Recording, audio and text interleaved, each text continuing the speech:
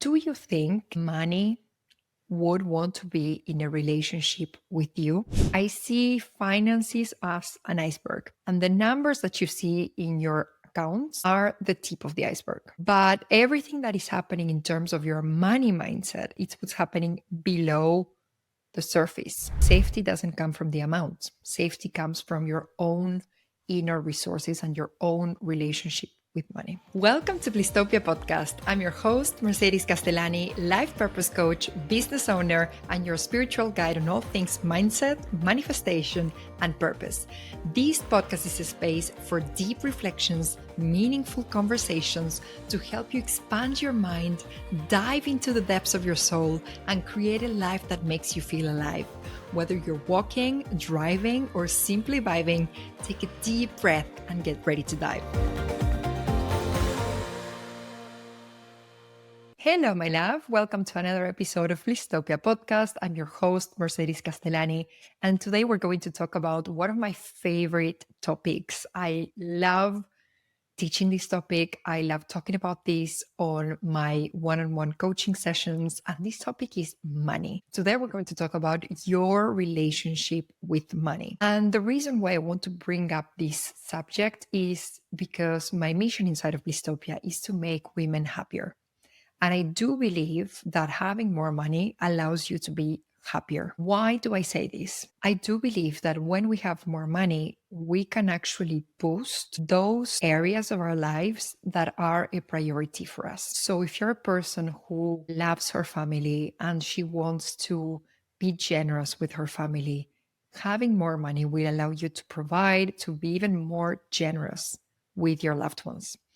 If you're a woman who loves to travel, who loves freedom, having more money will allow you to enjoy this existence even more, to travel to so many countries and to actually fulfill this wanderlust inside of you. If your values like sustainability or inclusion are a priority for you, maybe if you have more money, you can actually donate to NGOs that contribute to these causes. Maybe if you have more money, you can actually spend more of your time in those NGOs, or you can actually choose another job that allows you to be aligned with those values. So I do believe that having more money allows you to be happier because, as I said, it allows you to have a life that reflects your own values and priorities. So today we're going to talk about your relationship with money. And before we dive into this topic, I want to ask you a question. This question might be a little bit triggering, but I want to awake you. I want to trigger you just a little bit so that then we can dive into this topic and we can actually understand what is going on and we can actually start healing this topic. So let me ask you something. Do you think money would want to be in a relationship with you? Think about how you treat money. Imagine that money is a person, and maybe you are always constantly checking on your money, asking, where are you? Where did you go? Why aren't you here? Why are you somewhere else and you're not here with me? Maybe you're constantly controlling, checking in your money. Do you think money would want to be in a relationship with you in those terms? On the other hand, maybe you never check in on money. You have no clue what is going on. Your money could be drowning. Your money could be, I don't know, in some very complicated situation, and you have no clue of how your money is doing. You're never sending a message. You're never replying to texts from money. Do you think money would want to be in a relationship with you in those terms? The reason why I'm asking this is because the same way we can have an attachment style in our romantic relationships, we can also have an attachment style with money. And imagine that money is a person. We can have three types of attachment styles with money. One of them, the first one that I described, is the anxious attachment style. Always checking on money, constantly saving, constantly worrying. Where is my money? Why isn't it here? Why did you go somewhere else? When are you coming back? Are you already here? That's kind of like the anxious attachment style and anxious energy around money. On the other extreme, we have the avoidant attachment style. The whole topic of money feels very unsafe and there's a lot of tension. So, what the avoidant group will do is they just never dive into this topic. They never check their bank accounts. They never reply to anything from the banks, emails, messages. They just don't reply and they just avoid the topic of money altogether. And then there's a group in the middle, which is the one that has the secure attachment style. So if you don't know in which group you are, you can stop this episode right now. You're going to find a quiz in the show notes. Stop the episode, take the quiz, and come back. So now that you know what your attachment style is, because you've done the quiz and now you know that you probably have either the anxious attachment style, the avoidant attachment style, or the secure attachment style. Now, let me explain what each of these attachment styles does, how it works, how it feels. So for the anxious attachment style, this woman feels like it's never enough. No matter how much money they have, it always feels like it's never enough. So what this group of women thinks is that when I get this amount, I will feel safe, but I'm not there yet, so I don't feel safe. But in reality, what happens is that even when they get into this, they get that amount that they want, they still don't feel safe because safety doesn't come from the amount. Safety comes from your own inner resources and your own relationship with money. This group will obsessively check the bank accounts. They're always checking their finances to make sure that everything's okay. When they feel in discomfort, they take lots of action. They're doing. So we could think that this is like a wounded masculine energy, lots of doing. This group is constantly worrying about the future. What is going to happen? Am I going to be okay? Am I going to be able to survive? So you can just feel, even in the way I'm explaining this group, you can feel the energy of anxiety and always constantly worrying, thinking about the future. And this group is so focused in the future that they have a hard time enjoying the present. They're always saving for a rainy day.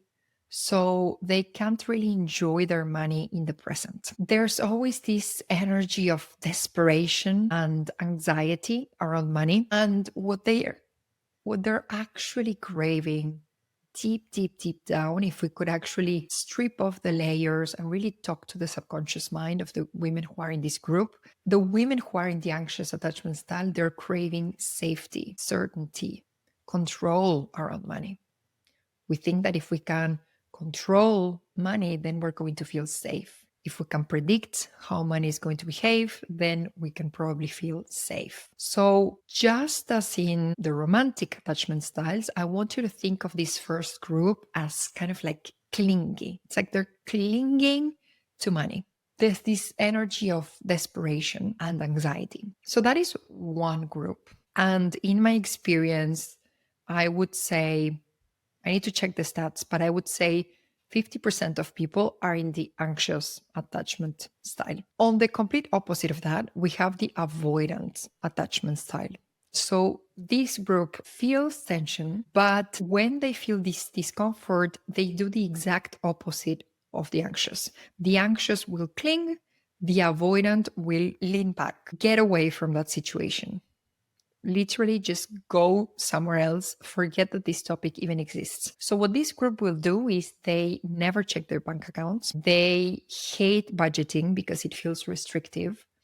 They prefer to live in the present moment and they make their decisions based on their feelings, their emotions, rather than an actual plan. When they feel discomfort, they will take no action. It's like they freeze and they just think about something else instead of diving into the topic and seeing, okay, what is actually going on? If we get real about this, what is actually happening? They have no clue about their numbers. They have no clue how much is left in the bank account. If they have debt, they have no clue about the debt. They have many missed payments. They have many late fees from the banks. One thing that is actually quite interesting about this group is that they have a high risk tolerance. The anxious group has a very low tolerance to risk, and this group has a very high tolerance to risk. They don't care going on overdraft a little bit, and that's fine. They don't care going into debt. That's fine. They can actually handle that level of risk. But the issue with this group is that every time someone brings up the subject of money, they shut down and they don't want to talk about money. They just avoid the topic altogether. And if we could actually strip away all the layers, this group is actually craving freedom, space, and neutrality around money. So on the surface, they have a carefree attitude. They seem super free, super light. But in reality, when you really talk to their subconscious, what they feel is a lot of tension. And they would like to feel that freedom, that space, that neutrality, really. But the issue is that that feeling is not there yet. So they avoid the topic and they try to pretend that they feel carefree when in reality it's just avoidance. Now, as we listen into all of these things, this episode is a little bit of like, okay, like a truth bomb. But trust me, everything that I'm sharing with you comes from a place of love. And sometimes we need to hear the truth, even if it hurts, to realize, oh my God, I had this blind spot. Now we've shed some light on it. It hurts. It's uncomfortable to realize that we still have work to do. But the first step is awareness. We need to realize what is going on so that then we can transcend, we can heal, and we can actually feel better about a certain topic.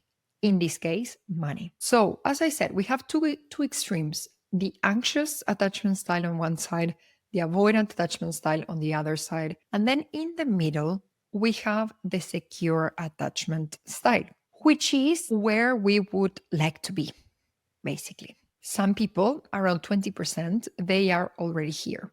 So in my experience, every time I've worked with clients, every time I run polls and try to get information, even with the quiz, approximately 50% of people are going to be in the anxious group, 30% of people are going to be in the avoidant group, and 20% of people are in the secure group. Now, the secure attachment style has realistic financial goals. So basically, they know where they want to go, they know what they're going to do, they make informed decisions, they have a plan for their money, but at the same time, they're able to enjoy.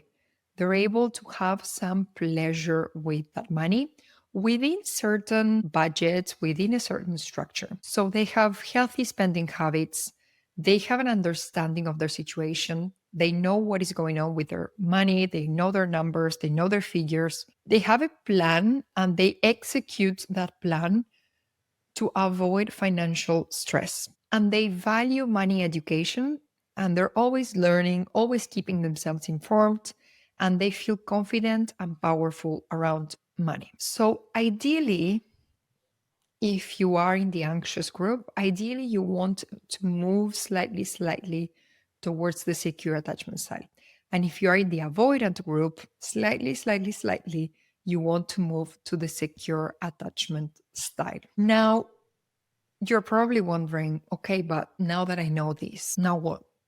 Let's imagine now I know that I'm in the anxious attachment style, or now I know that I'm in the avoidant attachment style, or now I know that I'm in the secure attachment style, but I want to go even further. I want more money. I want more freedom. So if you want to dive deeper into this topic of money with me, I am so happy because I'm actually releasing a brand new masterclass that is called Money Talks: From Anxious to Abundant as Fuck in 90 minutes. And basically, what we're going to cover in this masterclass is everything that is happening at the bottom of the iceberg. I see finances as an iceberg, and the numbers that you see in your accounts are the tip of the iceberg. But everything that is happening in terms of your money mindset is it's what's happening below the surface, below, underwater. So on this brand new free masterclass, we're going to be covering the real reason why you feel anxious about money, why your subconscious mind is keeping you poor, 10 money lies you need to get rid of right now, how to elevate your money frequency for good, 5 steps to manifest wealth on command, the story I never told about money, and the wealth innovation experience. So basically, what's going to happen inside of this masterclass, first, I'm going to blow your mind with new, amazing content on money mindset, all the things that you didn't know that you needed to know about money. So, first, I'm going to blow your mind, and then we're going to have a wealth elevation experience. So, you will probably enter into this masterclass with anxiety, with the avoidance, and you will end up feeling abundant as fuck. And if you've been on one of my previous masterclasses, you know that the energy is epic. Epic, epic, epic. We have so much fun. The women who come into these masterclasses are just amazing, badass, ambitious women, just like you. And I always deliver, not only on the content, but in each of the masterclasses, I'm delivering codes to you, energetic codes to you. And abundance is an energy. And I will be delivering this energy, these codes to you on the masterclass so that you can feel, so that your body can get used to the experience of wealth. How does abundance, how does wealth actually feel in your body? We're so used to lack.